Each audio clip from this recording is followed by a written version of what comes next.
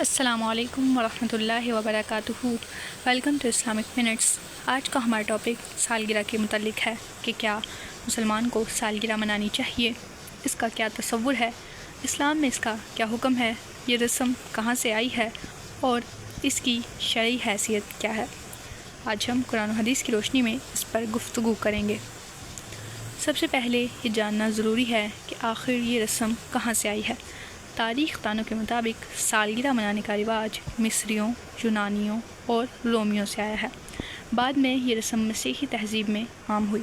اسلام میں نہ رسول صلی اللہ علیہ وسلم نے، نہ صحابہ کرام نے اور نہ ہی تابعین نے اس کو منایا، تو یہ بات واضح ہے کہ یہ اسلامی نہیں بلکہ غیر اسلامی ثقافت سے آئی ہوئی رسم ہے۔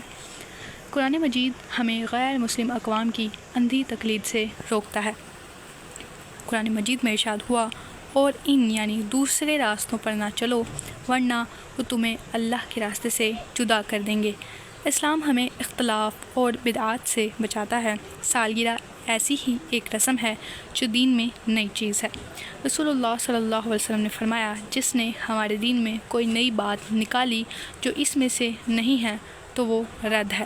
سالگرہ کو منانا نبی کریم صلی اللہ علیہ وسلم کا عمل نہیں، نہ ہی وہ دین کا حصہ ہے، یہ ایک بدعت ہے۔ کیونکہ یہ عبادت یا خوشی کا ایسا طریقہ ہے جو نبی کریم کے زمانے میں نہیں تھا۔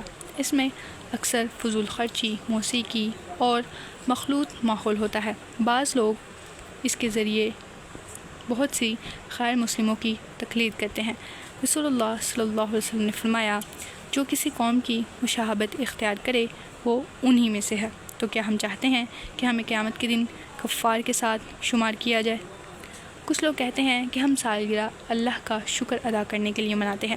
شکر ادا کرنا بہت اچھی بات ہے، مگر کیا اللہ کا شکر کیک کاٹ کر، شمع بجھا کر یا گفٹس کے ساتھ کیا جاتا ہے؟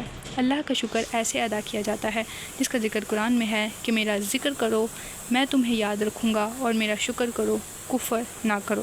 تو اگر شکر کرنا ہے تو نفل نمازیں پڑھیں، قرآن کی تلاوت کریں، صدقہ دیں اور روزہ رکھیں، نہ کہ غیر اسلامی طریقے اپنائیں۔ سالگرہ منانا نہ قرآن سے ثابت ہے اور نہ ہی سنت سے۔ یہ ایک غیر اسلامی رسم ہے جس سے ہمیں بچنا چاہیے۔ اگر ہم واقعی اللہ کے شکر گزار ہیں تو اس کا طریقہ وہ اپنائیں جو اللہ اور اس کے رسول نے سکھایا ہے۔